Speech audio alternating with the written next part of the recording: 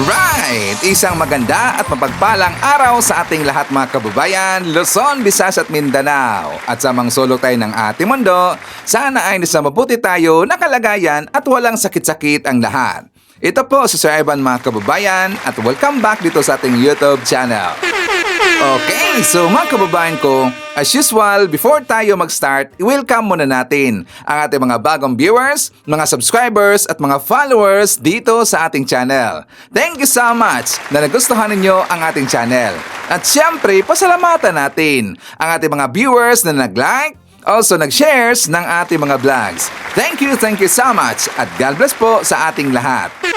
Pero sa mga kababayan ko, syempre, i-shoutout natin ating mga pinalangga na mga legends, ang mga senior citizens. Hello po, kumusta ang lahat? And also, i-greet natin ng happy birthday ang lahat ng mga viewers na nag-birthday ngayong araw. Happy birthday! At syempre mga kababayan ko, i-acknowledge muna natin ang ating top 5 commenters, ang ating mga viewers na may maraming na-comment dyan sa baba sa ating comment section. So nandito sa ating listahan, ang nanguna po si Sam Pagita, meron siyang 37 na mga comments. Nandyan rin si Marie Usta, meron siyang 14 na mga comments. Sandra Maranon, meron siyang 14 na mga comments. Nandyan rin sa ating listahan si Affectionate Darts, meron siyang 12 na mga comments. And Nelly Domingo, meron siyang 8 lahat ng mga comments. Okay, so thank you so much.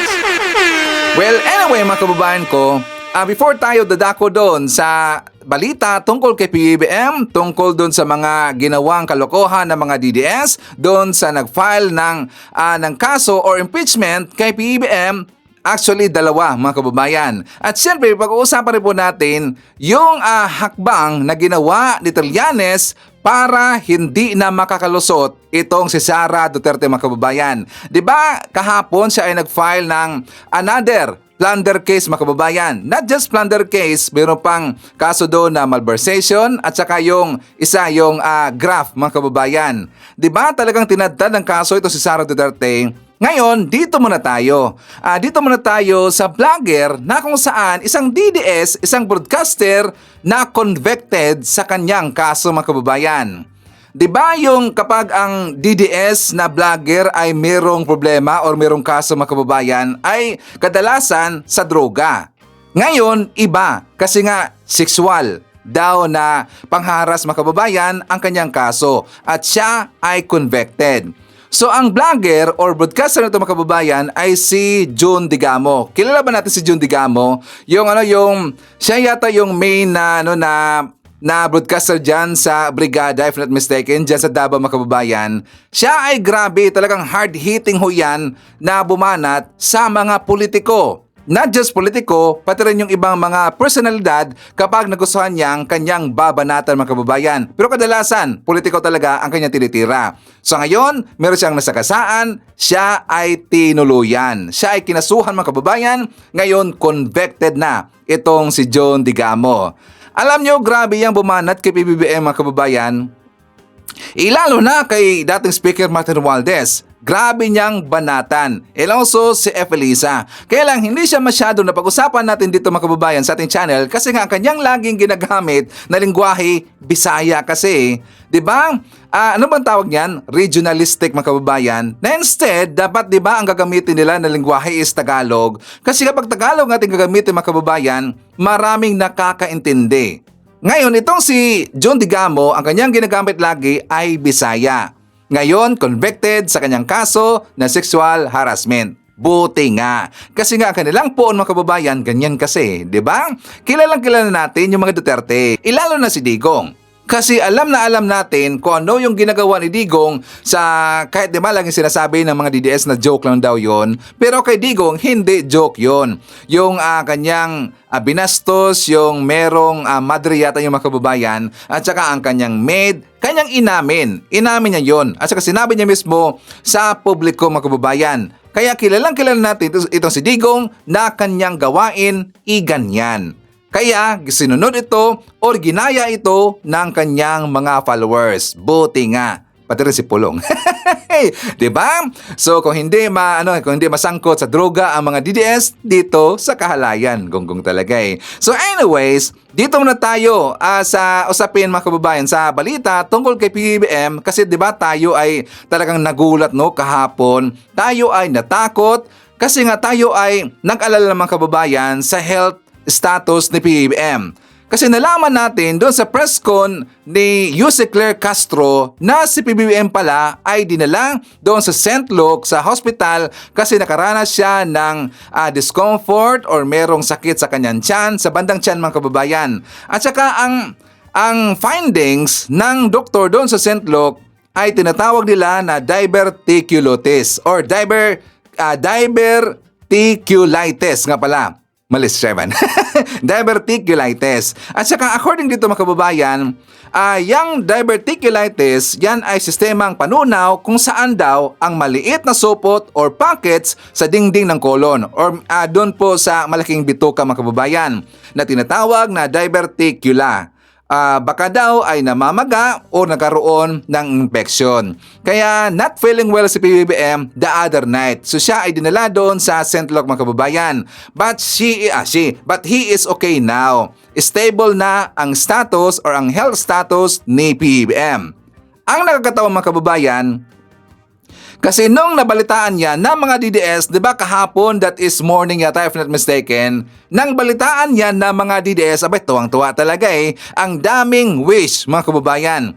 Di ba ginagamit nila lagi sa kapag merong magkakaganyan or merong magkakasakit or nagkakasakit na isang government officials, ang ginagamit nila lagi yung sinasabi ni yung wish na si Cara David kasi meron dang birthday wish na ganyan. Itong si Cara mga kababayan. Baka daw wish granted. Meron na nga, tinan nyo ang mga sinasabi ng mga DDS, meron na nga RIP. Ang pangit talaga ng mga ugali nitong DDS mga kababayan. Manang-mana talaga sa kanilang puon Manang-mana talaga kay Sara Duterte. Tapos sabi nila na, tingnan nyo yung comment mga kababayan, sana nga matapos na yan, sinundo ni Akop, baka nasubrahan daw sa droga. Cara David, sana naman. Cara David, wish, na overdose na sa tawas yan, sana matigok daw mga kababayan. Tapos meron pang sabi dito na matuloy yan na sana, basta ang pangit talagang basahin mga kababayan. So ang kanilang ginawa, ang kanilang sinasabi na ganyan mga kababayan, bumaliktad, nagbanda lang, hindi umepekto. Bakit? Kasi si PBBM naka-recover kaagad. O, di ba? Meron pa nga silang ipinakalat, di ba, na post na si Sara Duterte daw ay handang-handa na daw mga kababayan na pumilit kay PBBM. Ito ang kanilang ipinakalat kaagad. Sabi pa dito ni Christian Knights, breaking! BP Sara Duterte ready to take over as president daw. Just in case Marcos spent the night under medical observation. O di ba ready na. Tapos di ba mayroon pang ginagamit sila na picture yung isa mga kababayan, yung green color, yung laging sinusuot ni Sara Duterte. Yon ang ginagamit nila na picture. Ang isa naman, ito na picture mga kababayan. Handang-handa na. Ano nangyari? Napurnada. Diba?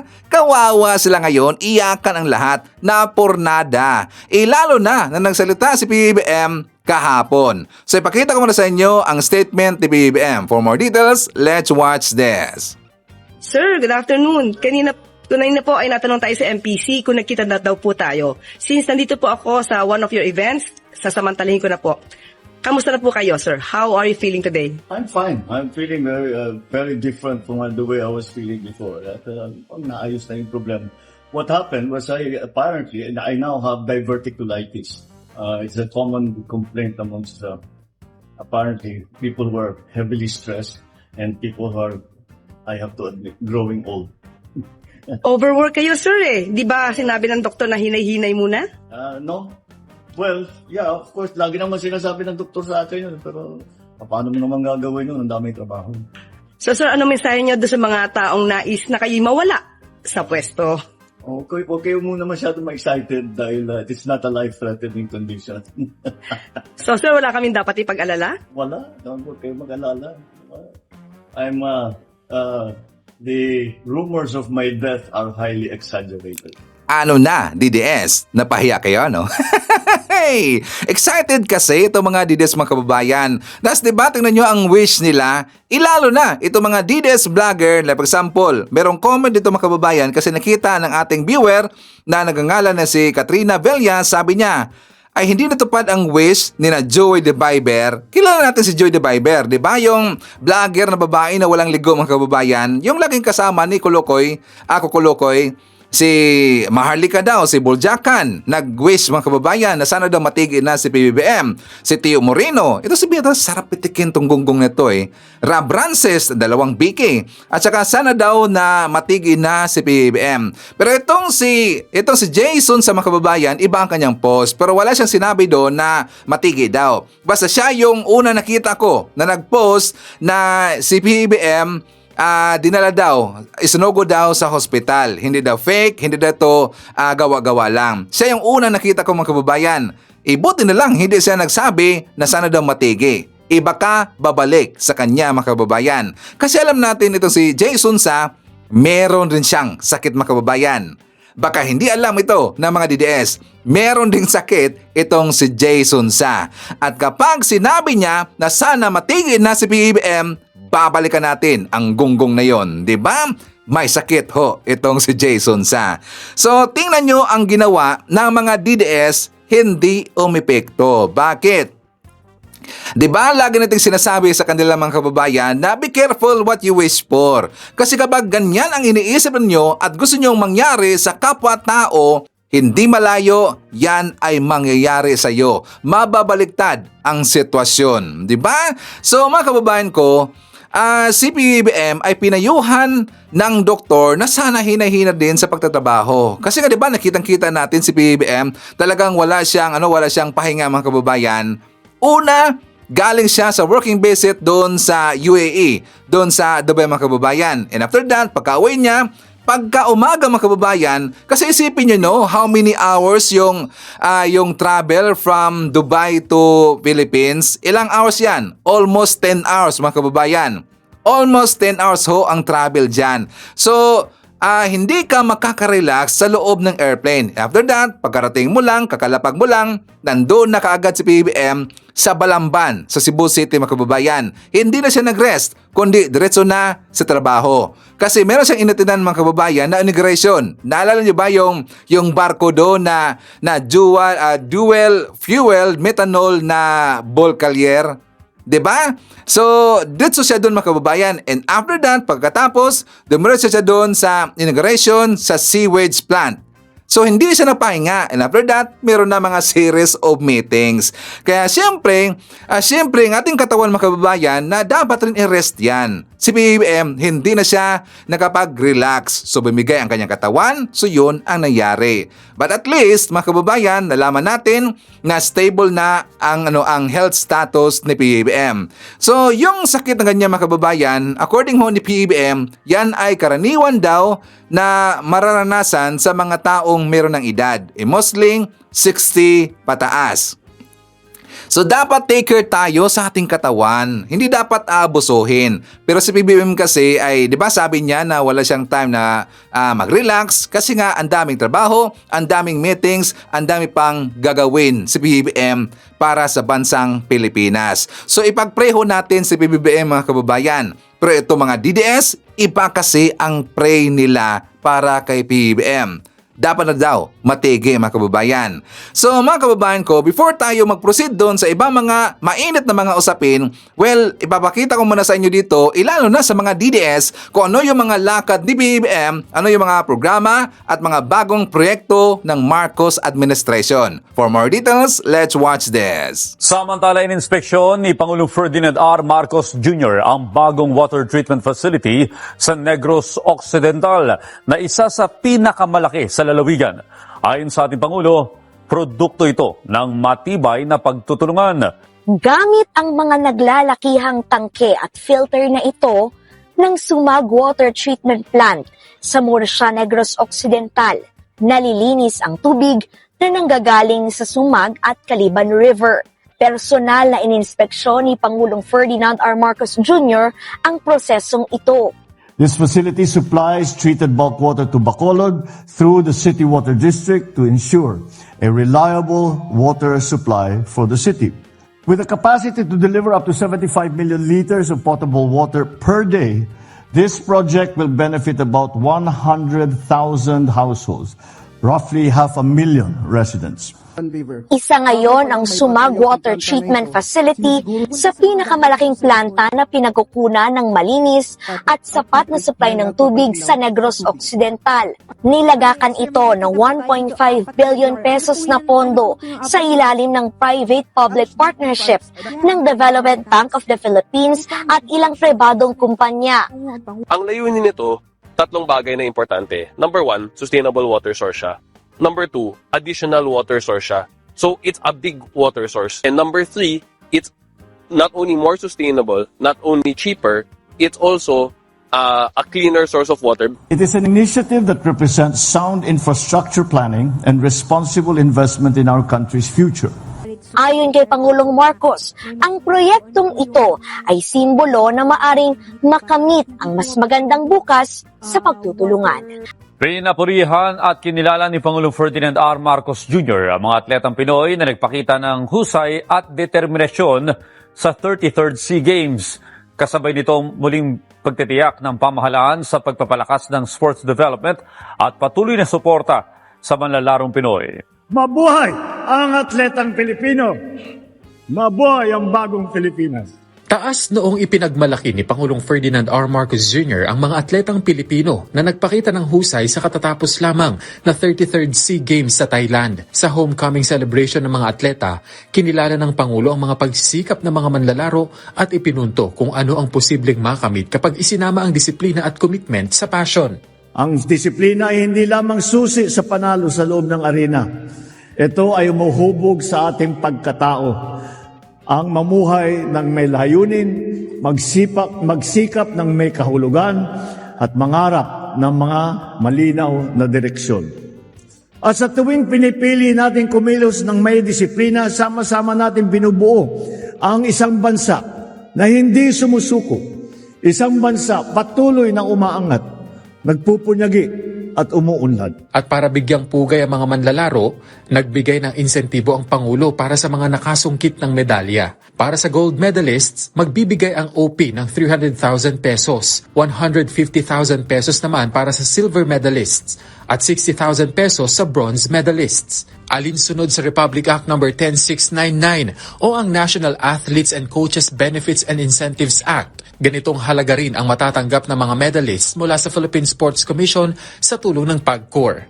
Batid natin walang katumbas na halaga ang inyong sakripisyo. Ngunit, tanggapin ninyo ito bilang simbolo ng pagpupugay at pasasalamat ng mamamayang Pilipino sa inyong kabayanihan. Magbibigay din ang tanggapan ng Pangulo ng 10,000 pesos sa mga nanalo naman sa ibang sporting events. Sobrang laking po tulong po yun sa amin na bibigyan po kami ng incentives. Lalong-lalo na po kami po nakakatulong din po kami sa pamilya namin.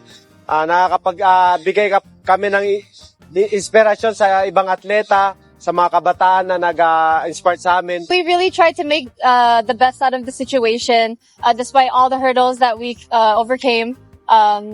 It was a lot, but we're just very happy that in the end, it was all worth it, and we got the gold. Kinilala din ng Pangulo ang mga atletang Pinoy na gumuhit na ng kasaysayan sa mundo ng sports. Gaya ni Alex Ayala na nakasungkit ng ginto sa women's singles tennis, na kauna-unahang Pilipinang nakakuha nito sa nakalipas na 26 na taon. Gayon din si pole vaulter EJ Obiana na gintong medalya rin ang nasungkit sa ika-4 na pagkakataong pagsali sa SEA Games. Pinuri rin ng Pangulo ang Philippine Women's National Football Team na nag-uwi ng kauna-unahang gintong medalya patapos maisama ang women's football sa SEA Games sa unang pagkakataon. Kasabay nito, tiniyak ng Pangulo ang pagpapatibay pa ng sports development sa bansa at walang patid na pagsuporta sa Filipino athletes.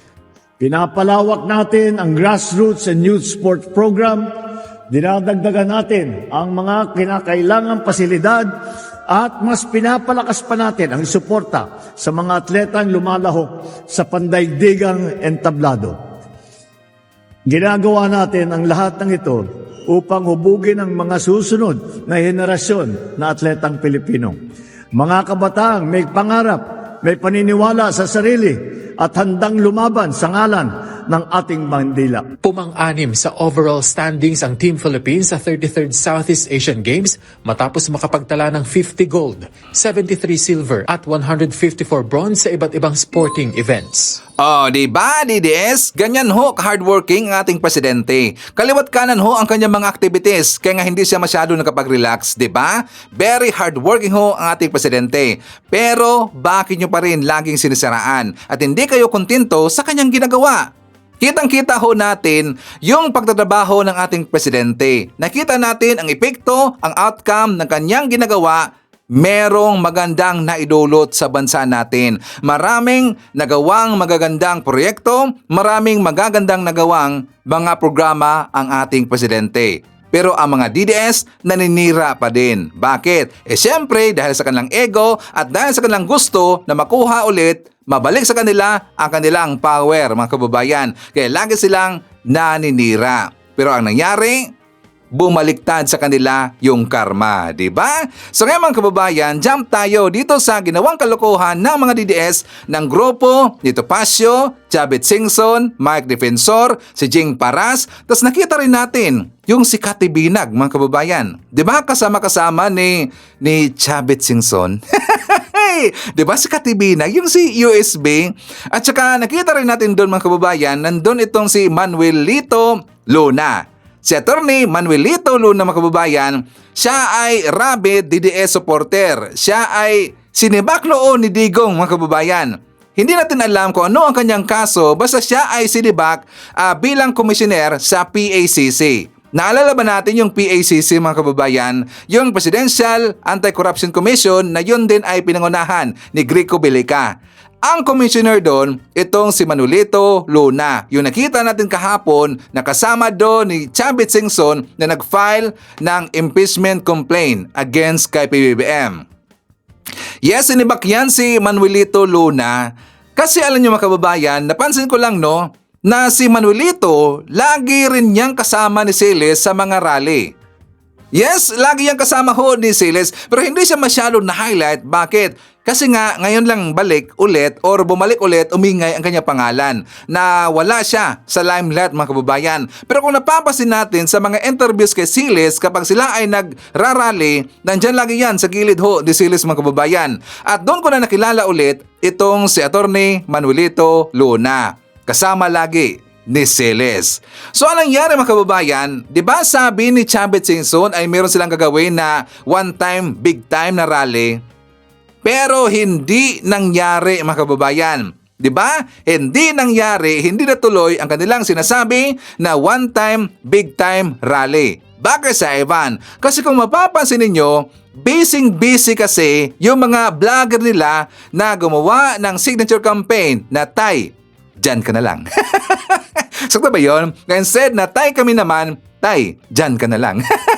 Na walang kwenta at yung mga nag-signature doon, nag-sign doon, mga angat naman, mga tangang gonggong na kahit alam nila na walang magagawa ang signature campaign na yan, hindi nila mapapalabas si Digong doon sa ICC sa pamamagitan ng ginagawa nila na signature campaign. Hindi, wala yang epekto DDS. Tapos ang nakakatawa pa mga kababayan kasi hindi sila nakaapot or hindi man lang nakalampas ng 50,000 signatures. Hindi lamampas ho ng 50,000. Tapos ilang buwan na silang nagpa-campaign mga kababayan. Umabot na nga sila 'di ba sa Cebu City. Nakita ko kahapon sa post ni Joy D. Biber sa kanyang live, nandun sila kahapon sa Toledo City, sa Cebu mga kababayan. Hindi pa rin nakaabot ng 50,000 na signatures. Ang ibig sabihin, budol ang sinasabi nila na 32 million lahat sila mga kababayan. 'Di ba? 32 million daw sila lahat. Nasaan na yung sinasabi nila na 32 million sila lahat? Ngayon pa nga lang, 'di ba? 2 months na silang napag-signature mga kababayan. Hindi man lang umabot ang 50,000 na nag-signature doon na mga tanga. 'Di ba? Ang ibig sabihin, hindi lahat ng mga DDS ay kanilang nabudol. Hey. Ang daming nag-against kasi dyan sa signature mga kababayan. Sa signature campaign na ginagawa ni Joey, di ba? Ang dami kasi nag-against dyan. Kasi alam din ng mga DDS na walang kwenta yan. Pero marami pa rin nagpabudol, mga tangang DDS na sumuporta doon sa signature campaign na yan. Di ba? Hindi nakaabot, nakakatawa talaga eh. So ngayon, itong grupo nila ni Chavit Singson, kasi alam nila na hindi matutuloy yung sinasabi nila na one-time victim na rallying, gumawa sila ng kalokohan, nag-file ng impeachment case kay PBBM. Pero ang nangyari, napurnada mga kababayan. Napurnada. Bakit? Kasi hindi tinanggap ng HOR. Hindi tinanggap. Bakit? Kasi walang kongresistang nag-iindorso. Kasi 'di ba sabi rin ni Mike Defensor na kinausap na nila yung Makabayan Black. Sila ang kinausap mga kababayan at mismong lumabas yan sa bunganga ni Mike Defensor. Ang ibig sabihin, kinontrata. Kinontrata ba? Kinausap daw ni Chavit ba? Kinausap daw ni Mike Defensor yung Makabayan Black. Nakipagkuntsabahan ang Makabayan Black mga kababayan doon sa grupo ni Mike Defensor. Siguro nakaamoy ng pera yung Makabayan Black kasi nga nandun si Chavit Singson mga kababayan. Mukhang pira-pirahan na yan. Pero ang nangyari, hindi pa rin inendorso. Walang nag-endorso sa kanilang final na complaint na impeachment against kay PBBM. Iyakan sila lahat mga kababayan. Di ba nakakatawa no? Ang ibig sabihin nito, wala yung mga DDS or ayaw na mga DDS na mga lawmakers na nandyan sa HOR na susuporta doon sa ifinal na complaint or impeachment complaint na pinangunahan ni Chavit Singson. Siguro nakita ng mga lawmaker na mga DDS na walang kwenta yon, na basura lang yon mga kababayan. Siguro ang grounds na nakasulat doon sa impeachment complaint na pinangunahan ni Chavit, walang kwenta. Bakit? Kasi hindi sila sinuportaan ng mga DDS na nandyan sa HOR. Di ba nasaan na yung taga Davao na kongresista mga kababayan? Sila si Pulong, nasaan na? Yung pamilya Duterte, nasaan na? At saka sila si Kiko Barsaga, itong si Leandro Lebeste, nasaan na sila? Si Kiko nga pala, siya ay suspended. So walang sumuporta mga kababayan. So ang kanilang gustong kontratahin dito, yung Makabayan Black na lang. Pero hindi pa rin sila sinuportaan mga kababayan. At saka nakakatawa no, kasi nung pumasok na sila doon sa korte mga kababayan or doon sa kongreso mga kababayan, itong si Respicio, naalala ba natin itong si Attorney Harold Respicio, kasi siya ay nang asar mga kababayan. Tapos tinatakot pa niya si President BBM. Ito ang ating ebidensya. Yeah, buddy. Hala ka, BBM. Magpapal na kami ng impeachment laban sa'yo.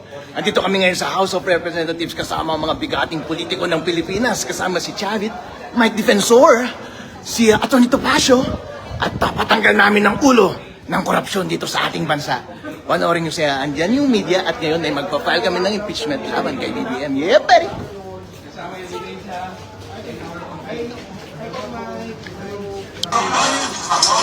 Di ba? Nagyabang pa mga kababayan, tuwang-tuwa talaga eh. Bakit? Siyempre kasama si Chavit. Paldong-paldo. Di ba, Respicio? Pero anong nangyari? Iyakan. Umiyak sila lahat kasi hindi tinanggap ng HOR kasi walang kongresista nag-i-endorso mga kababayan. Lalo na lumipad papunta ng Taiwan si Secretary General ng HOR na si Chiloy Garafil mga kababayan. Kasi nga 'di ba, umalis siya kahapon kasi pumunta siya doon sa Taiwan mga kababayan. Kasi meron siyang inatinanho na importante din. Kaya hindi tinanggap ang kanilang complaint. Iyakan lahat. Ngayon, may napansin tayo mga kababayan. Di ba sinabi ko na nung una na kasama nila itong si Katibinag? Napansin niyo ba ang picture na yan? Malagkit ang tingin. Nakaamoy yata ng pera. Di ba? Ang lagkit talaga eh. Siguro si Chavit ang kanyang USB. Kasi nga di ba lagi niyang sinasabi na meron siyang hawak na ebidensya na nakasave lang sa USB mga kababayan. Ilang taon na yon? Mga 2 years na ba mga kababayan, hanggang ngayon hindi pa rin lumabas ang kanyang sinasabi na USB. Baka siguro ang kanyang sinasabi na USB ay itong si Chavit Singson. Siguro lang. Or baka ang iba ang kanyang pakay mga kababayan. baka may prospect na. Malagkit ang tingin eh. Hey! Chabet, mag-ingat ka dyan. Hey! Baka maisama ka niya sa USB. Hey! May hinahanap yan. Diba? Nakakatawa talaga eh. Alam niyo ba na nag-viral ngayon si Katibinag dahil sa picture na yan? Ngayon mga kababayan ko, balikan natin itong si Attorney Manuelito Luna. At saka itong si Attorney Jing Paras din mga kababayan na high blood sa mga reporter. Kasi sila ay tinanong kung sila ba daw ay supporter ni Sara Duterte. Na high blood ang mga gonggong, ito ang kanilang sagot mga kababayan.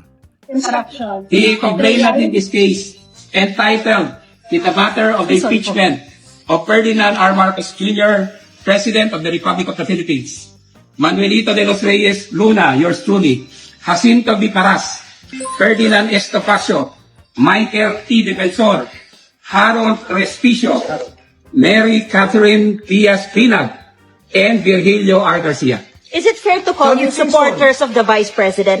Is it fair to call supporters of the Vice We President? are not supporters of the President. Of the Vice President. Of the Vice President. We are not supporters of the President, but we respect the office of the Vice President because he's the elected official of the land, second highest official of the land. We are citizens of the Philippines and we are exercising our constitutional duty to file this impeachment to question the betrayal of public trust, culpable violation of the Constitution, and graft and corruption and other high crimes of the incumbent President of the Republic of the Philippines, President Ferdinand R. Marcos Jr. Pero is it right to say na kayo po ay pro-Duterte group na nag-file? Irrelevant yun eh. No. This is not ano. Tatanungin kita, kuya. Saan ka? Pro-Philippines? Pro-people? I'm just Yeah, that's why I'm asking you the same question. Bukas na mag-press This is a people's complaint. This is a people's complaint. Wala. This is a complaint of the people of the Republic of the Philippines. Oh, di ba? High blood mga kababayan. Joke of the day. Hindi kami supporter ni Vice President. Hindi na sila supporter ni Sara Duterte mga kababayan. Tapos tingnan nyo ang kasama nila. Di ba? Si Topacio, Mike Defensor, Chabet Singson, si Jing Paras, at saka si Katibinag. Hindi daw sila supporter ni Sara Duterte. Gonggong talaga eh. Is it safe to say, di ba tinanong sila ng reporter mga kababayan, is it safe to say na kayo ay pro Duterte? Tumanggi pa rin. Nakakatawa talaga eh. That is a big joke of the day, mga kababayan. Tapos ngayon, nainis itong si Katibinag din na tinanong niya yung reporter, are you a pro-Philippines or are you a pro-Filipino? Kailangan ba bang itanong yan? Sila, tatanungin natin mga kababayan, sila ba ay pro-Philippines? Sila ba ay pro-Filipino? I don't think so. Sila ay pro. Ganyan. Kasi kapag nandun yung, kung saan nandun yung green na color mga kababayan, doon sila. Kung saan makaka-beneficyo ang mga gonggong na yan, doon sila.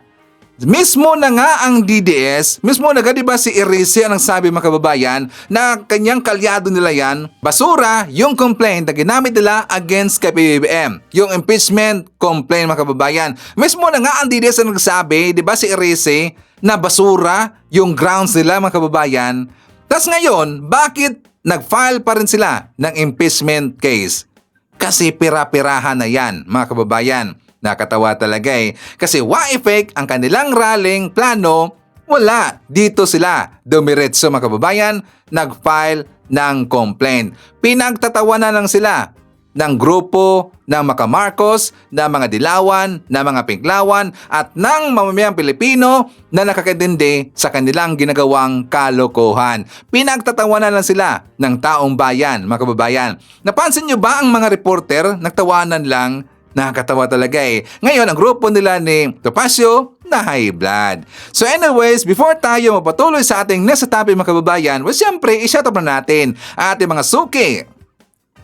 Ang mga early birds yung nanguna na nag-comment dyan sa baba sa ating comment section. So nandyan sila si Mama Maria Mendesiplon, Merlin Digma, GC Kim, Monez Borromeo, Armando Pizarro. Nandyan rin si Maricruz Hernandez from North Carolina, USA. Hi to Maydan from Sydney, Joseph Magallon, Mari Osta.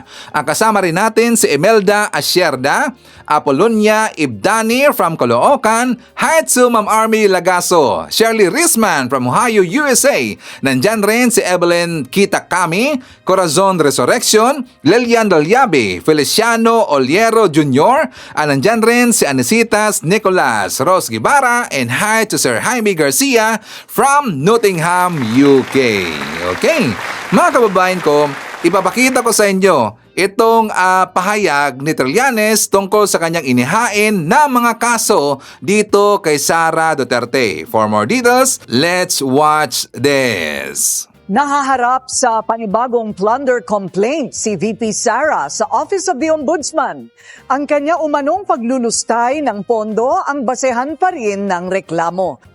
Plunder, malversation at graft ang laman ng reklamong inihain ni former Senator Antonio Trillanes at ng civil society group na The Silent Majority laban kay Vice President Sara Duterte. Kaugnay yan sa mga umano'y anomalya noong nakaupo pa ang bise bilang Education Secretary at noong siya ang mayor ng Davao City. Kabilang narito ang umano'y maling paggasta ng 650 million pesos na confidential funds ng Office of the Vice President at DepEd, mga irregularidad sa 8 billion laptop procurement sa DepEd, at maging ang 2.7 billion na confidential funds noong termino ni VP Sara bilang Davao City Mayor. Ilang beses din umanong tumanggap ng pera mula sa drug lord si VP Sara noong alkalde pa siya. Inirereklamo rin nila ang bise dahil unfit daw ito para humawak ng posisyon sa gobyerno at humaharap din daw siya sa betrayal of public trust dahil sa ginawa nitong public meltdowns habang pinagbabantaan ang buhay ni Pangulong Bongbong Marcos at mga kapamilya nito. Napakahalaga na mapanagot itong si Sara Duterte kasi bukod sa mas nauna na itong mga aligasyon na to, last year pa to sa Quadcom, hindi pa umuusad kasi siya yung Vice President. Siya yung Vice President na ating bansa. Kailangan malaman ng mga kababayan natin na na isa siyang kurakot na public official. Ani Trillanes, kasama na rin daw sa reklamong inihain ang mga nakasaad sa affidavit ni Ramil Madriaga na umano'y dating bagman ni VP Sara. Paliwanag naman ng The Silent Majority, hindi dapat basta-bastang baliwalain ang mga kinahaharap na issue ni VP Sara, lalo pat pera ng taong bayan ang pinag-uusapan dito. Ang kadalasang depensa ng mga taga-suporta ni VP Supports Duterte ay na yung 650 million confidential funds na kinu-question sa kanya ay barya lang kumpara sa mga nakuha sa mga maanomalyang flood control projects. Pinapakita ng complaint na ito na una, ang kabuuang halaga ng mga nilimas o niwaldas ni Sara Duterte ay maihahanay sa mga pinakamalalaking flood control scandal. Kaya karapat-dapat na bigyan ito ng parehong pagsusuri. Ito na ang pangalawang reklamong kinahaharap ni VP Sara sa Ombudsman matapos ang nauna pang complaint affidavit ng iba pang civil society group noong December 2025. Kaya kumpiyansa si Trillanes at ang iba pang mga complainant na kikilos ang Ombudsman pabor sa kanilang reklamo. Lahat ng mga dokumentong na-attach doon sa unang na-file plus yung idinagdag namin ngayon, ito ay magbibigay ng very solid case against Sara Duterte. At lahat ito ay mga certified true copies ng mga official documents. Kaya confident tayo na makukuha ito. Umaasa din ang dating senador na may papabukas sa Anti-Money Laundering Council o AMLAC ang bank accounts ng bise para maitugma sa laman ng reklamo. Dito kasi, pagka binuksan yung bank accounts or galing man lang dun sa mga flood transactions ng AMLAC, ito na hindi na nila may tatanggi. Kasi hanggang ngayon, nagpapanggap sila na simpleng mga tao sila, simpleng pamilya. Pero dito, pag nakita nila yung bilyong-bilyon na pera nila Sara Duterte at Mans Carpio, siguro naman bubuksan na ng mga kababayan natin yung kanilang mata at tanggapin at lunukin ng mga tiwalinga itong mga taong ito. Gusto po naming malaman, pang ilang graft at plunder case na ba ito na na-file laban kay VP Sara at paano nga po ito naiiba sa mga nauna? Lahat-lahat po 24 counts ng graft, malversation and plunder charges ang na-file na. Ang kaibahan nito ay nakita nyo naman doon sa inyong report, mas malawak. Simula nung mayor siya nung 2010 hanggang nung natapos yung term niya as Secretary of Education. So, malawak yan. Ang isang pinakang highlight na itong complaint namin ay yung allege namin ng ill-gotten wealth na higit sa 2 bilyong piso na meron si Sara Duterte sa kanyang mga bank accounts. At hindi niya ito na-declare sa SALN. At next, kasama na dyan yung daang milyon na natanggap niya sa isang drug lord. Ito ay pumapasok sa accounts niya every 6 months. Kasama na doon sa kapatid niya at si Hanilet, pati si Kitty, kasama, nakakatanggap sila. Ito yung matagal ko ng alegasyon. Ngayon, ito ay isinampa natin muli.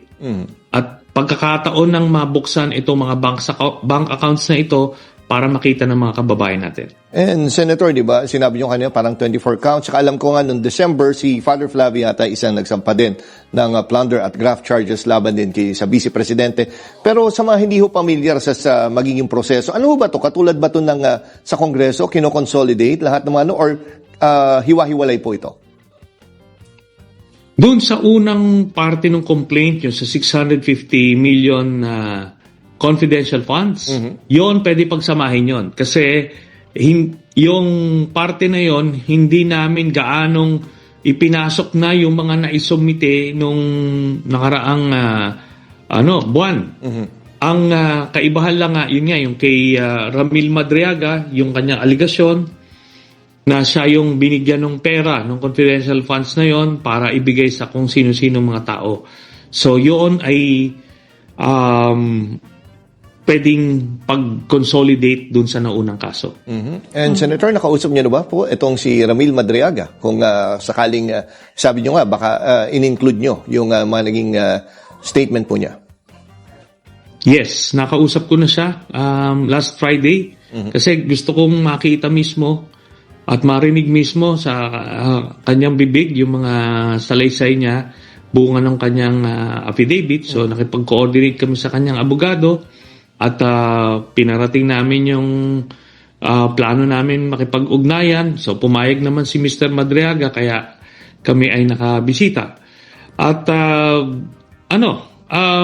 nag-check out yung mga ibang impormasyon na binigay niya. Talagang meron siyang mga documents, mga identification cards na nagpapatunay dun sa mga aligasyon niya. Kaya ngayon, as to whether he is credible or not, that remains dun sa kanya pagka time na humarap siya sa husgado. Pero meron siyang maliwanag na aligasyon at kaya kailangan nilang sagutin ito. Yung kanya pong relationship kay VP Sara, ay naniniwala po ba kayo dun sa sinasabi niya na siya ay talagang malapit kay VP? Actually, ang by his own admission, mas malapit siya dun sa tatay kaysa dun sa anak. At may mga patunay naman siya to that effect.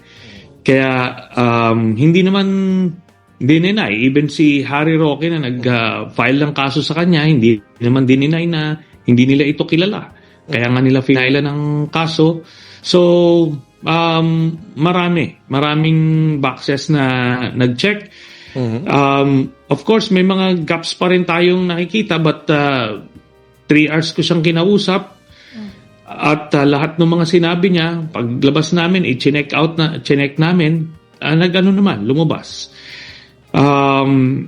Kaya itong particular portion ng kanyang affidavit, yun yung isinama namin. So, yun na po yun. Okay. May iba lang ako, partner, sorry. Baka ko kasi makalimutan nyo. Kuna ko lang na kayo ng reaction sa birthday statement po ni Senator Bato de la Rosa na parang sinasabi niya na sa tamang panahon na lang siya ay parang haharapin yung mga anumang kaso na isinampa laban sa kanya. Ano po ang reaction niyo po dito? Yung may sinasabi niya tamang panahon daw, bagamat ilang buwan na siya hindi po papasok. Di ba? Ano kaya yung tamang panahon na inintay po niya? Alam niyo po, marami siyang mga pagpapanggap, yung tapang-tapangan niya nung mga panahon na wala pa yung rumors na may warrant. Tapos nakarinig lang ng kaluskos, nagtatatakbo na. Di ba? Ang ano dito, kung talagang mahal niya si Tatay Digong, sabi niya, malalim ang utang na loob niya, di samahan niya doon. Para sa ganun, kung may birthday siya, pwede siyang bisitahin ng kanyang pamilya na pwede sila mag-celebrate sama-sama. Pero yung mga ganyan, walang dahilan yan kung hindi naduwag lang siya. Pero ano kaya yung sinasabi dyan tamang panahon? May idea ho ba kayo? Kasi ang tagal na ho Kung tutusin, wala pa namang warrant, pero still, hindi pa rin siya nagre-report sa trabaho. Your guess is as good as mine. Basta't sa tamang panahon din, kakasuhan namin siya ng ethics case pagka hindi pa rin siya pumasok. So, in the coming months, nire-ready namin yun.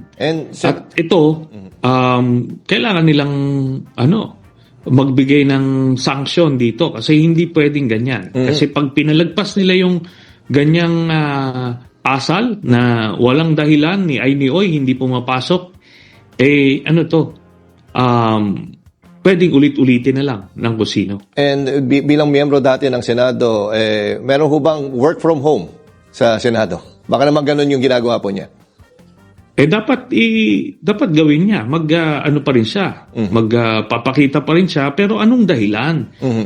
Wala naman siyang kapansanan. Wala namang naghahadlang sa kanyang pagpasok.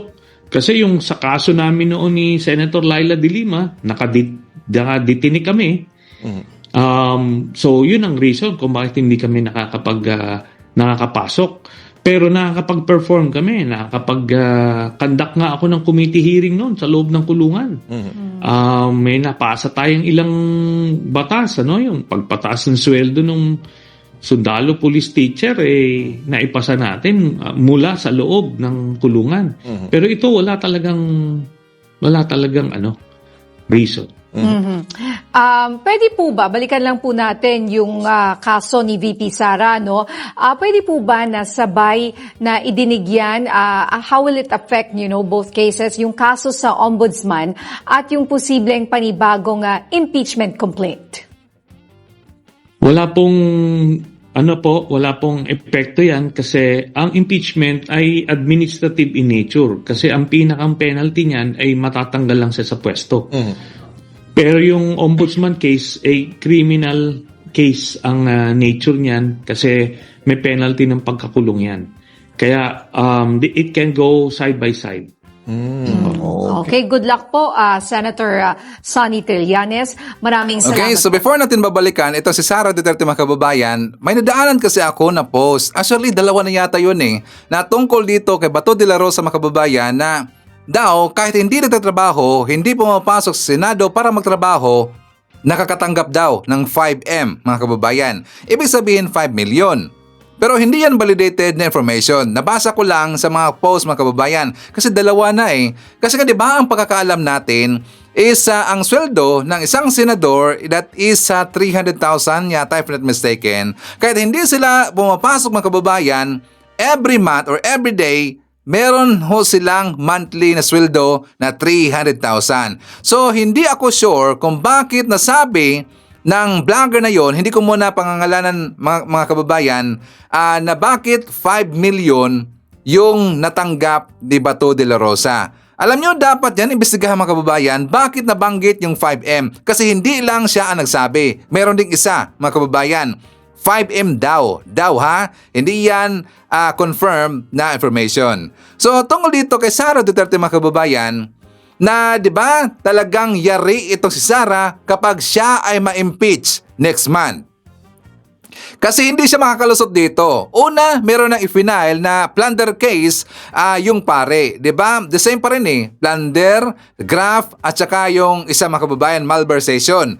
The same din dito kay sa i-file ni former Senator Trillanes. Ang kaibahan lang mga kababayan is 24 counts lahat dito kay Trillanes. Talagang sinisiguro niya na itong si Sara Duterte ay makukulong, di ba?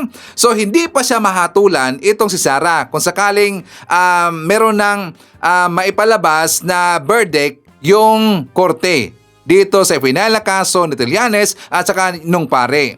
Hindi pa makababayan unless itong si Sara ay ma-impeach. Kapag ma-impeach si Sara, yari, tingkagol talaga sa kulungan mga kababayan. So yan ang ginagawa ngayon or yan ang ginawa ngayon na hakbang ni Trillanes. Gusto niya sigurado mga kababayan. O diba? Meron ng trophy si Trillanes. Sino si Ivan? Si Digong. Diba? Si Digong walang naipakulong na big time kriminal. Pero marami siyang naipalabas sa kulungan na mga big time kriminal, 'di ba? Yan ang malaking pagkakaiba mga kababayan.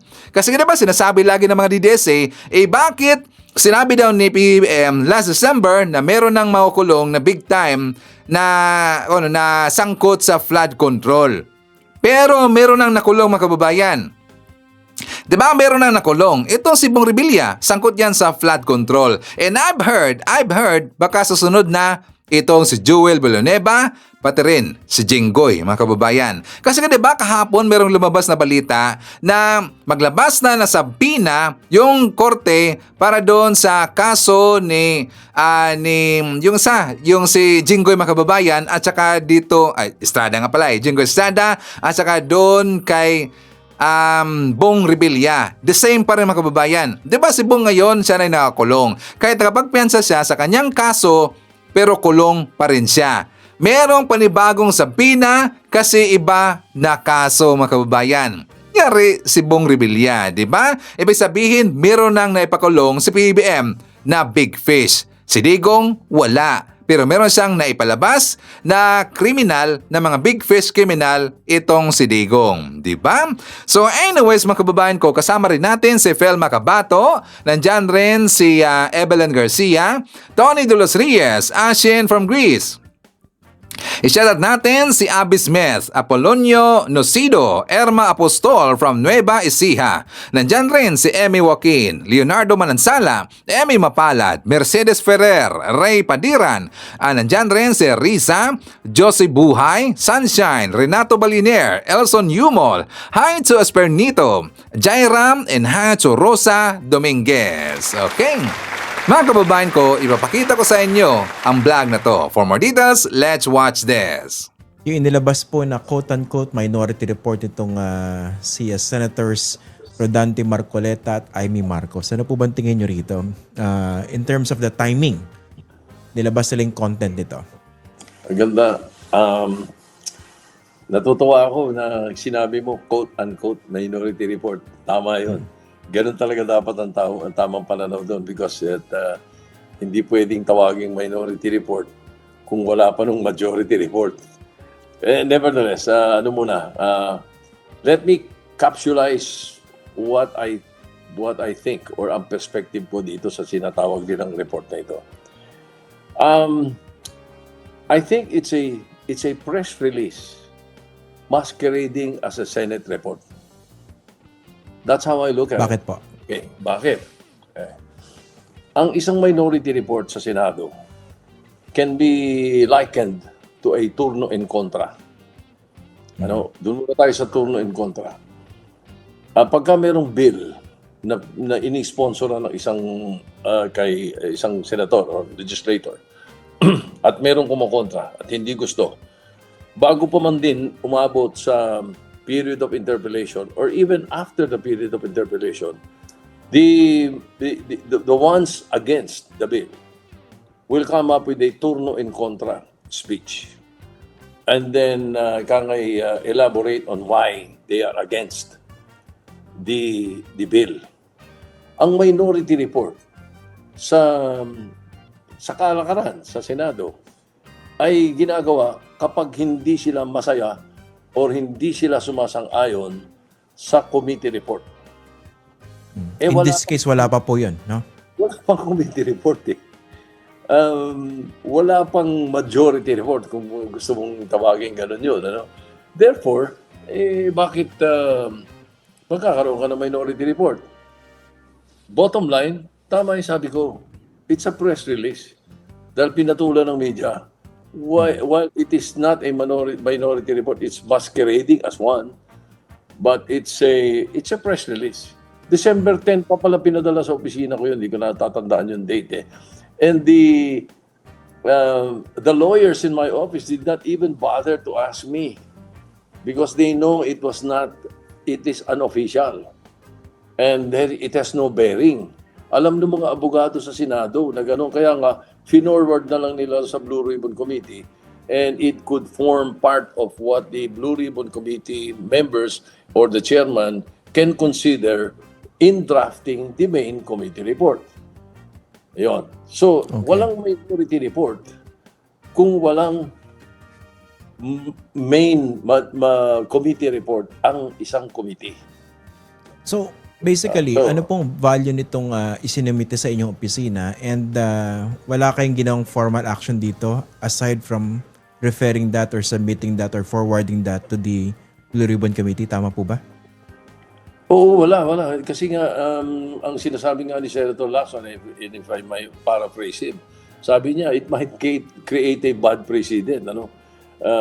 It will ruin the integrity of the Senate sapagkat parang merong sariling Senado, yung isang grupo na hindi sumasang-ayon doon sa tamang pamamaraan. Ano? So, there are rules to follow. And kung ikaw naman matagal ka ng legislator, alam mo dapat yun. Therefore, hindi minority report yun. It's a press release na gusto nilang isama sa majority report. Siguro, parang ganun ang dating noon. It can be taken up pag ginagawa na yung committee report. No? Pwede nilang i-take up yan once we take it up on the floor. Sapagkat yung committee report na gagawin ng Blue Ribbon Committee, kapag hindi ka sang-ayon, doon ka gagawa ng sarili mong report or interpolatin mo muna. Alright? I will go further. Ang isang Senate Committee report, kahit kanino manggaling, kapag hindi tinake up sa plenary at hindi binotohan sa plenary, it's a piece of paper. It can be thrown into the garbage bin of history. Ganun yun. So, in other words, dapat talaga bigyan ng credence yung pagka nasa floor na at pinag-usapan, at tapos meron kang kontra, gumawa ka ngayon ng sarili mong minority report based on the main committee report or the majority report, if you want to call it that. Ganun dapat. Ang inisip ko po rito yung motibo, yung intention, especially the timing of the release, no? I don't know whether you share this observation of mine. Akin lang po ito, no? And naisip ko kasi mga posibleng dahilan dito. Isa po ay baka intention na ipahiya yung current leadership ng Blue Ribbon Committee. Pangalawa, influence the direction of the Blue Ribbon Committee patungo dun sa direction na gusto nila. Which is, in this case, tumbukin si Martin Romualdez. Or perhaps all of the above. Kayo po ba anong reading ninyo? Dadagdag ko sa iyo, all of the above, plus number 3, press release. Yun. It could be all three. It could be all three. So they want to influence the direction of the Blue Ribbon Committee investigation. Kaso kakaresume pa lang eh. Hindi po ba? At saka siguro may mga isa, baka may mga 2, 3 pang hearing yan sapagkat hindi pa makompleto eh. At kami mismo, alam namin, may mga pagkukulang sapagkat mayroong mga dapat matanong, hindi na natanong, gipit sa oras, so, meron pa namang kasunod, di ba? Yung mga ganun. Meron kang gustong tumpukin, naligaw ka, yung mga nagtatanong, naligaw ka, hindi mo nabalikan, yung mga ganun eh. So, mag-a-assess ka afterwards. You assess what's happening or what has transpired, or what is lacking afterwards. Katulad ngayon, yung sa hearing na huli na yan, ako sa listahan ko, madaming dapat forgive me for the word, bulat-latin at tanungin pa. Ano yan, kahit hindi lang ako, kasi I'm sure mga kasama namin na umattend ng hearing, at yung mga hindi umattend ng hearing, at mayroon din mga nagsasuggest sa amin, katulad ng mga ibang komentarista, text sa atin, sinasabi, ba't hindi natanong ito, hindi natanong yan, ganyan. We take that all into consideration, and the next hearing, we take it up. So, hindi pa talaga pwedeng masabing kompleto na to. Then, going back to sa sinasabi mo, is the other report or the report that they have come up with is trying to influence? Maybe. Maybe. Hindi natin talaga masabi at this point. Pero as far as I'm concerned, I think somehow we've been able to help the DOJ, the Ombudsman, and partly the ICI because of the hearings that we have conducted and will be conducting. Pero yung the fact na nilabas po ito nila Senator Marcoleta at this time, nakaka-resume pa lang itong Blue Ribbon Committee investigation, hindi po ba na ilalagay din sa alanganin, at least based on certain impressions, yung inyong liderato at saka ba extension yung Blue Ribbon Committee leadership? Dahil, baka sabihin, kita nyo, ang tinutumbok namin si Martin Romualdez, pero binabanatan itong minority report namin. Baka itong leadership ni Tito Soto, pinoprotektahan naman si Martin Romualdez. Diba? Pwedeng ganun yung yung spin yan. Pwede ko lang sabihin o palabasin. At saka mayroong mga ganun ng mentality noong pa hanggang ngayon. Pinipilit nila. Pero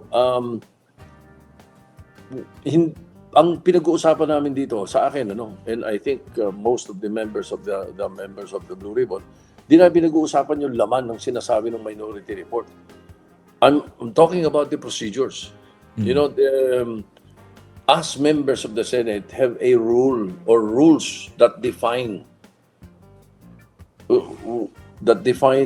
what a Senate report constitutes. Ganun eh. So, it doesn't matter kung ano laman yan. Kung si Tarpulano o kung sino yung tingin nila guilty, it doesn't matter. I'm saying I'm talking about the procedure. I didn't even read the report. So I don't know what they're talking about. Maybe they're talking about Martin Romualdez. So, I did not read it at all because I knew it is unofficial and it is not proper. By the way, sir, nasa na po ba itong si Orly Gutesa, yung nagturo kay Martin Romualdez? Inisyo ako na nasabi na yun. Ito sa mga address na alam sa kanya. Hindi namin alam. Hanggang ngayon, wala pa. Wala pa akong report. I am reissuing. No, meron kaming cause order na, show cause order na pinadala or padadala tomorrow sa kanya, pati kay Saldi ko. At kung sakasakaling hindi kami matuwa sa response nila, leave it to the members of the committee. But I would suggest that I issue a warrant of arrest. Including kay Gutesa po? Yes, including kay Gutesa. Pero nga po, sir, what does that indicate? Meron silang explosive quote-unquote na witness itong si Marcoleta. Nagsalita sa Senado. Tapos hindi na bumalik.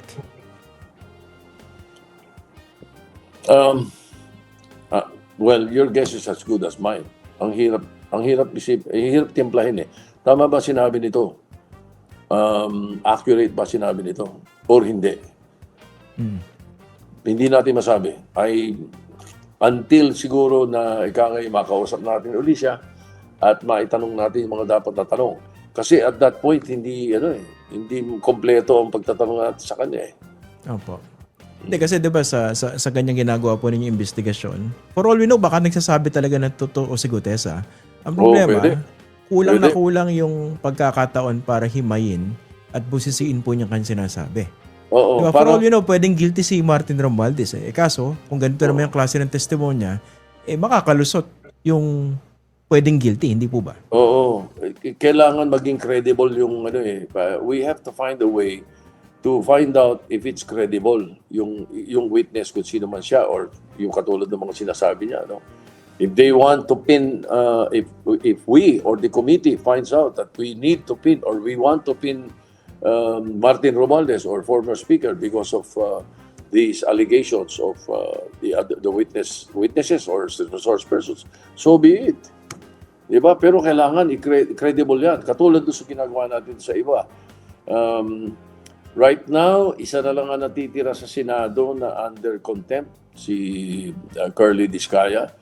The rest, nasa DOJ na. Pero pwede naming hiramin anytime. Hindi naman nabubura yung contempt nila sa amin eh. Kaya lang may warrant of arrest na nila eh. And therefore, it is incumbent upon us to surrender them to the authorities. Tsaka ito nga po, no, speaking of Gutesa, medyo nakakaduda dahil hindi na bumalik eh. Sayang naman yung testimonya niya. Unless, ang intention lang ng kanyang mga handlers ay magpakalat ng propaganda o manggulo, hindi po ba? Hindi mo maalis na isipin ng ibang tao yun pagka ganon. Sapagkat dumating ka, bumomba ka, bigla ka nawala. Di ba? Ni Hani ko, hindi namin, yung mga address na binigay, hindi namin, nung una sabi, hawak daw ng Marines. Chinek sa Marines, chinek ni Senator Lacson sa Marines para makakuha ka, makausap siya. Wala daw. Hindi ba pwedeng tanongin yung ano? Di ba nabanggit po yung pangalan ni Mike Defensor? Di ba nung unang lumabas yan? Na supposedly naglapit kay Marcoleta? Hindi ba pwedeng tanongin si Mike Defensor po? Oo. Ang unang kwento ata, siya ang nilapitan, ano? Parang gano'n. Parang gano'n. Tapos kinonect kay Marcoleta. Supposedly. Kay Senator Marcoleta. And then, pre-resent, ano? Siguro, pwede natin tanungin. Pwede natin tanungin. Kasi, ito nga, may show cause order. Dapat siguro i-exhaust namin ng efforts para mahanap siya. Opo. Kanina nabanggit po ninyo itong natitira sa inyo, no? Sa custody ng Senado, si Curly Discaya. Nandun ba kayo nung mismong nagsalita siya kung saan marami na muntik mahulog sa upuan nila? Sinabi niya, sila pa yung ninakawan. Pakaramdam niya sila po yung nanakawan. Narinig ko. I'm not too sure kung ako'y patayo o pabalik. Pero I remember hearing that na parang sila pa pinagnanakawan o pinagnakawan. Hindi ko maintindihan kung saan galing yung utak niya na yun. Hindi ko paano ka pinagnakawan? Bakit? Dahil kinuha yung mga sasakyan mo. Mga sasakyan mo puro hindi tax paid. O puro palusot eh. Puro talon ang tawag doon, patalon ang tawag yung mga customs agent doon. Patalon. Kahit yung car dealers tawag yung patalon pag hindi nagbayad ng tax. Pinasok lang basta. Sinamsam ng gobyerno yun, talagang sasamsamin dahil illegal Yung ba, pinagnakawan ba siya? No? Hindi Hindi ko alam kung paano ibig niya sabihin na sila pinagnakawan. Tapos naniningil pa siya sa congressman at kung sinisingil niya. Ay, tumatawag daw po, may mga pagkakautang daw sa kanya. Isang congressman, ayaw ko lang sabihin kung sino, pinakita sa akin yung mga text. Talaga? Ano pong sinasabi? Umuutang daw siya. Yun ang palusot niya. Kailangan ko ng 30 million dahil naka-freeze ang account namin. Kailangan ko ng pambayad sa abogado. Bakit mo iti-text yung mga congressman ng ganun? 30 million? Yung isang nabasa ko, 30 million. Kailan daw po siya tinext? Yung kaibigan kong yun, pinakita sa akin yung mga text ng ibang mga kasama niya na gano'n din, finorward sa kanya. Hindi ko lang alam kung ilan ang tinext ni Discaya na, quote-unquote, inuutangan niya. Balik kailan niyo po nabasa yung text message? Nitong December. December? Yeah, December. So, after mga November, December, ganyan. Bago magpasko, bago mag-break. Ano pong sinabi ng congressman? Pinatulan po, hindi? Hindi. Hindi. Ngayon, hindi ko naman masabi, bakit sa'yo nangungutang? Yung next question ko bakit sa kanya? Bakit sa'yo nangungutangan? Ikaw ba nabasa niyo yung iniisip ko yun nga bakit sila yung tinext? Ibig sabihin, meron silang linya, hindi ba? At the very least. Siguro, oo. Yun nga ang nakakapagtaka, bakit mo ite-text yung mga congressman? Tapos ngayon, magda-dialogue ka pa na ikaw pa pinanakawan. May ano po ba? May parang elemento ng pananakot o blackmail na kung hindi siya pauutangin ng 30 million, kakanta siya? Ay, narinig ko na yan. Ito, this does not come from me. I heard that. May nagsabi rin sa akin yan. Congressman din ba? Ang ugali, ang style, pag hindi ka nagbigay, ililista ka. Doon sa mga listahan na sinasabi na involved sa kanya. So may pang-blackmail. Parang ganun. Pag nagbigay ka, hindi ka isasama. Alisin ka na. Parang, may nagsabi lang na, ako hindi galing sa akin po yan. Baka ako i-quote nyo. Pero congressman din po yung nagsabi. Yes. So, ibig sabihin, parang medyo malikot din mag-isip itong si Curly Discaya kung sakasakali nangyari po yan. Obviously. Pero nga po, sinusundan niyo yung pagdinig na yan sa House of sa Blue Ribbon Committee. Ano po bang basa ninyo sa credibility nitong si Curly Discaya? Malabo. Hindi. Mga naririnig ko sa labas, sa mga kadil nila dati, mga kaibigan nila, sa private, mga private citizens. Ano lang yan, mahirap kausap or hindi sila tiwala, parang gano'n. Hindi ko nababanggitin kung ano mga sinasabi sa akin ni Vico. Pwede nyo rin banggitin po. Maraming alam si Vico tungkol sa kanya. Pwede nyo rin banggitin. Wag! Sinasabihin mo. Malala ba? Malala. Maraming alam si Vico tungkol sa kanila. Obviously. Nga, pero kasi ito si Marcoleta talagang nung huling hearing po talagang pinagtatanggol pa rin itong mga Diskaya kung bakit hindi raw napapasok dun sa Witness Protection Program. Yung punto na yan, yung sinasabi na yan, parang ako tingin ko parang may mali May mali doon sa issue ng retribution na yan. Restitution. Restitution. Andali meron akong notes na nung pinag-uusapan niya na kasi pinipilit niya, it's not required by law. Opo.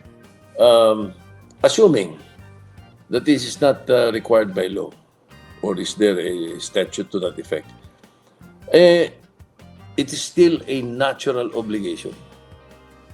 Hindi ba? Vital. Kasi on the principle na you cannot be unjustly enriched with the people's money. Tapos, mag-turn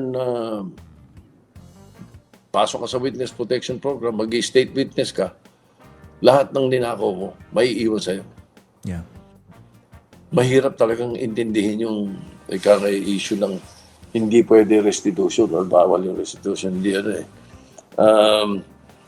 it's not just a civil obligation, it is a natural or moral obligation.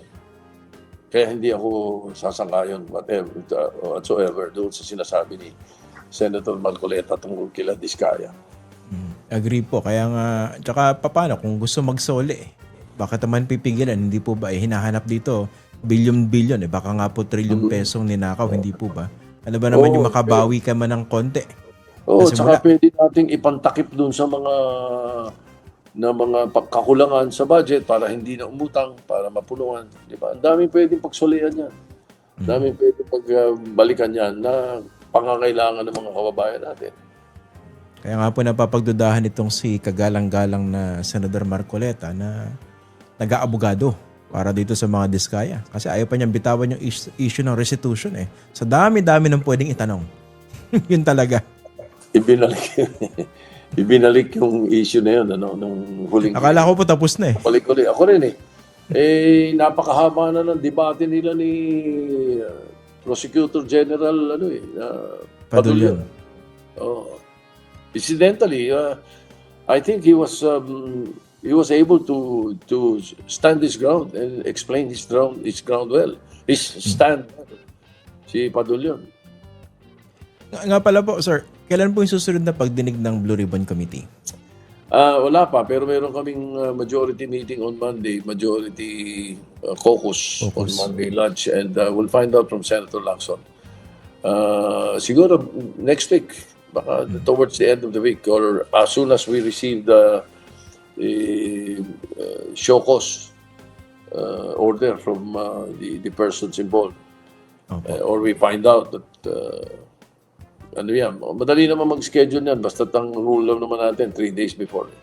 Opo. Kasi ganito po, no? Medyo pa-wind down na po yung ginagawa ng ICI, hindi po ba?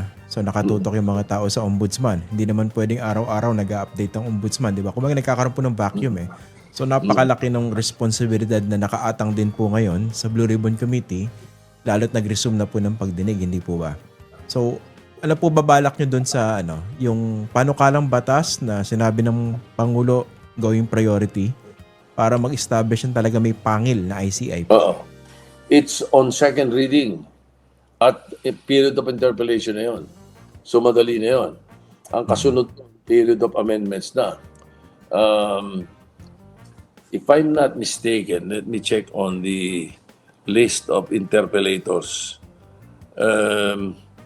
Parang halos tapos na eh.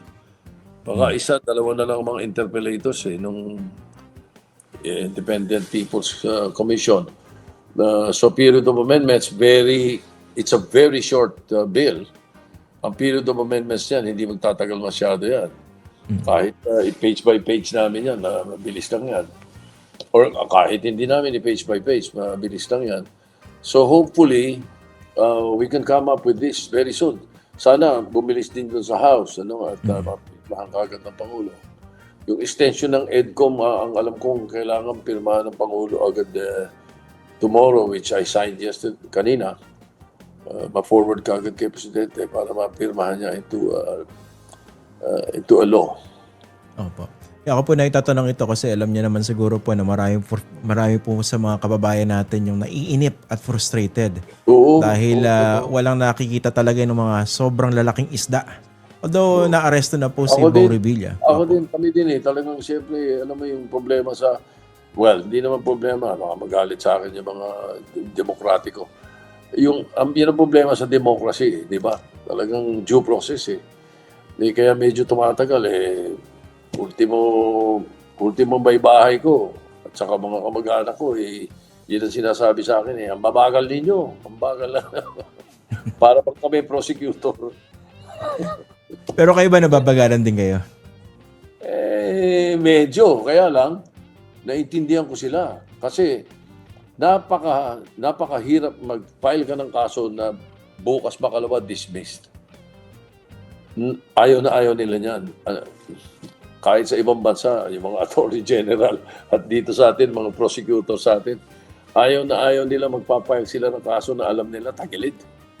Gusto nila airtight. Kung pwede nga, slam dunk. Ganun ang thinking nila Siguro, kaya binibigyan ko ng leeway. Meron naman, gumagalaw naman. Kaya lang siguro, tigilan muna natin yung pagsabi ng mga deadline. Lalong naisip. Nagbigay tayo ng deadline, hindi natin na-commit. Di ba? Mawawala ng gana. Pero kasi pinaputok po ito ng Pangulo sa kanyang huling SONA. So July po yan. No? Between then and now, satisfied ba kayo dun sa naging takbo na po ng proseso dun sa mga nakakasuhan at saka doon po sa mga nakakulong ngayon, dun sa bilang? To a certain extent, ako naman okay naman sa akin yung gumalaw, But to a certain extent, parang nakukulangan ako, kinalulungkot ko. Parang sana mas naging mabilis pa.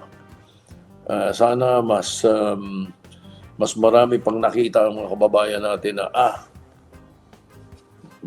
matindi ang bilis ng galaw ng gobyerno, parang gano'n.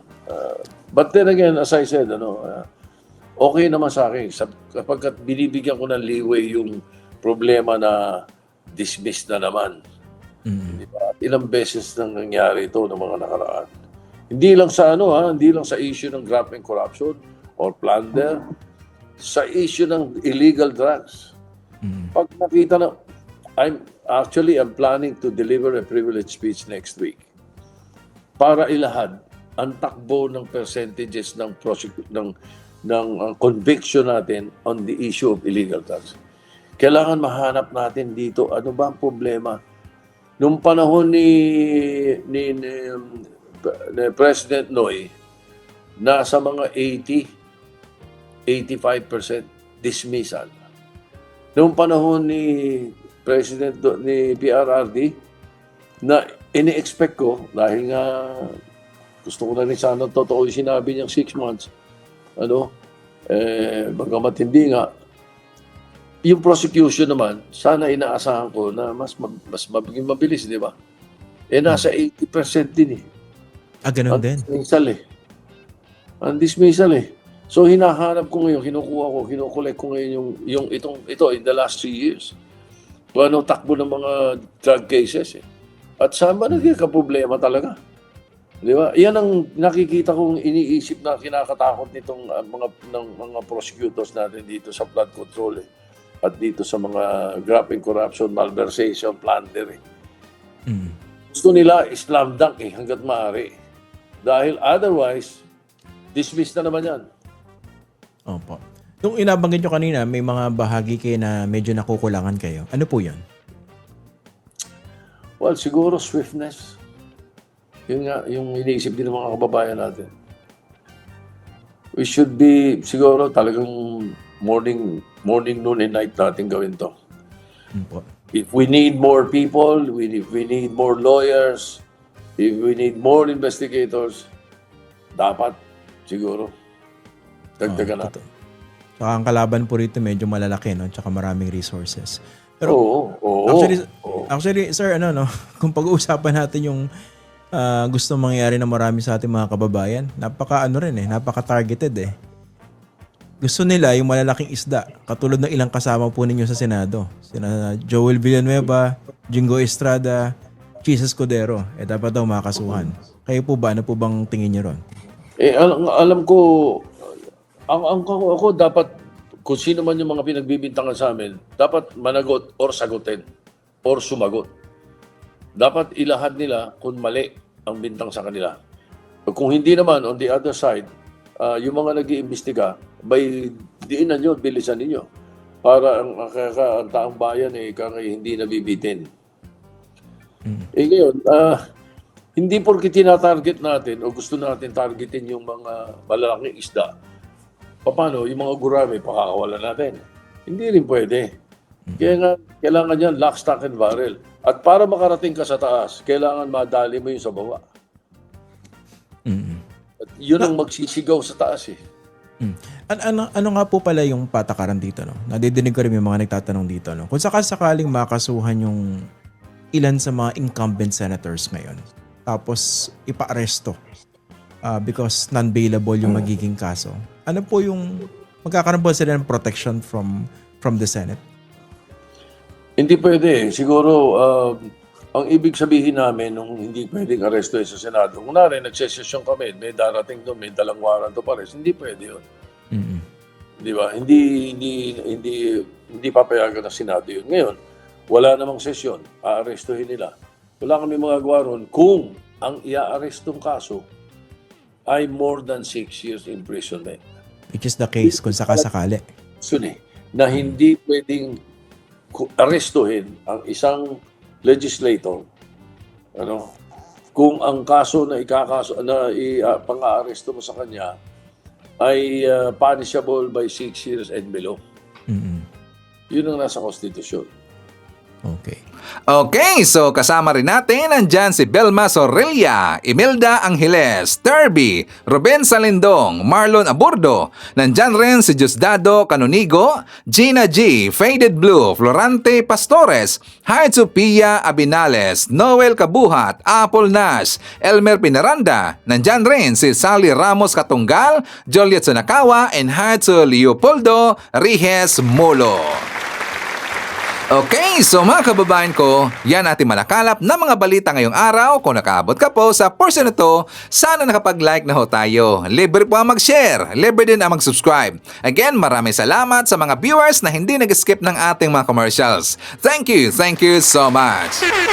At before natin tatapusin ang ating programa ngayong araw, sana sabayan nyo sa Sir Ivan para sa ating live messaging prayer. Panginoon naming Diyos, maraming salamat po sa bagong araw na iyong ipinagkaloob. Ipinauubayan namin sa iyo ang aming mga gawain, desisyon at hangarin. Naway gabayan mo kami ng iyong karunungan, kapayapaan at pag-ibig sa kapwa. Ipinapanalangin din po namin si Pangulong Ferdinand Bongbong Marcos Jr. Bigyan mo siya ng mabuting kalusugan, malinaw na isipan at matatag na loob. Ingatan mo siya sa anumang kapahamakan. Ilayo mo sa masasamang balak at balutin ng iyong banal na proteksyon sa bawat hakbang niya. Naway puspusin mo siya ng karunungan at katapatan sa pamumuno upang ang bawat pasya ay magdulot ng kabutihan, karunungan at kaunlaran para sa buong sambayanan. Patatagin mo rin ang kanyang pamilya at mga katuwang sa paglilingkod sa bayan. Idinadalagan ko to sa pangalan ng ating Panginoong Jesucristo. Amen. So maraming salamat mga kababayan, and I hope to see you again on my next video.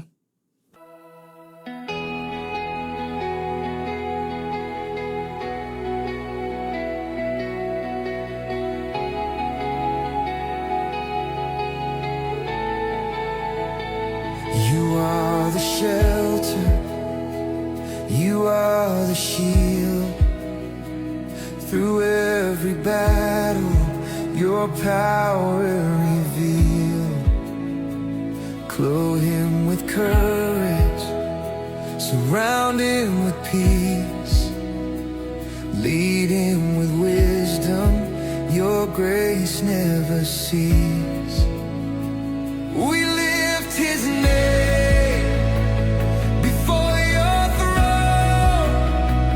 Your strength will stand, your truth be shown.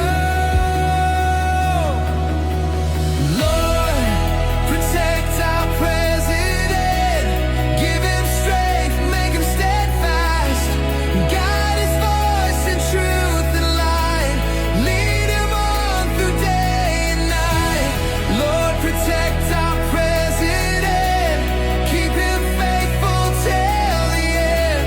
Let his life declare your way, in his service be displayed.